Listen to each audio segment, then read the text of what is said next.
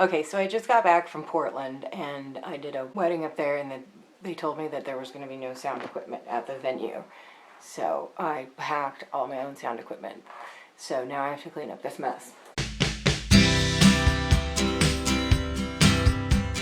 The sound guys were always really disgruntled about how musicians handle their equipment, and never want them to roll the cables up because they do it wrong, and then you shorten the cables out.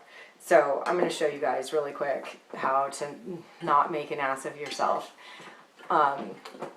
in that regard next time you're dealing with yours or other people's equipment. So what you want to do first, especially if you have a super long cable, which there's very few reasons why you should ever have a super long cable. You know, keep it manageable. 20 feet is the longest cable you're going to have to use most of the time. Okay, so you just make sure that it's flat, that it lays flat. And try not to let your cat bap it around too much. A little bit's okay, no cause. Once you have it all straightened out, and I'm just feeling for if it's spinning around. If it's not straight, it'll spin itself out. So just give it a couple chances to do that, especially if it's been really tangled up.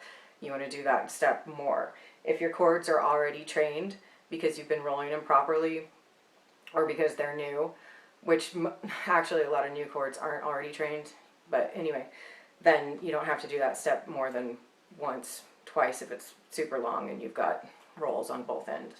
So just hold it between your index finger and thumb, shoulder width apart, and hold this end still while you roll this end in. So you just roll it over and bring it up. And if you always hold your arms the same width apart, then all of your rolls will be a similar diameter. And you just do that same motion. Roll. It's like so it's a half roll up 180 degrees. If you do that right when you're coiling your cables, then when you uncoil them, they will lay flat, which is what you want. If you ever come to a part and it feels like it wants to go that way when it's trained, so you'll feel it like kind of click into place, Alice. So if you come to a place where it doesn't feel like it wants to, then you need to pick up your cable again and let the end untwist itself, and then go again. And if you meet up with any resistance, you just do that again and again until it uncoils itself, and then, you know, rinse and repeat. And isn't this an exciting video? So I picked a good cable to demonstrate on because this one's not really well trained. So anyways, when you're finished, it's pretty nice and neat. You can do a couple different things, like if you really want to be OCD about it, which some people do, or if you have a super long cable, you can use this like gardener's tape. That's a really good idea.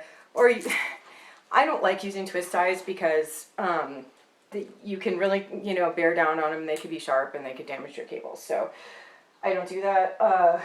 But you know, whatever floats your boat.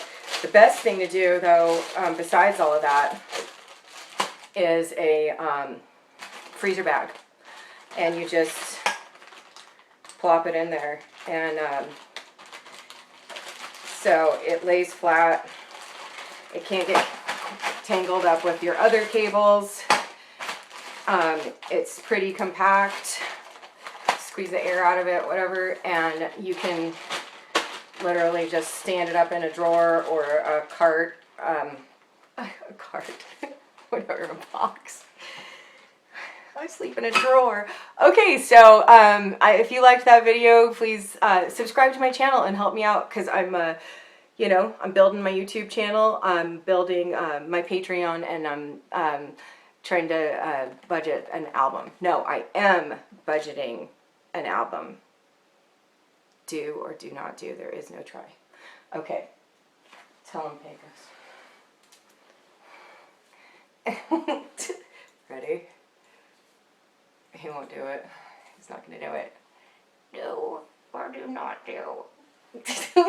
Sorry, it's almost animal abuse. Okay, bye.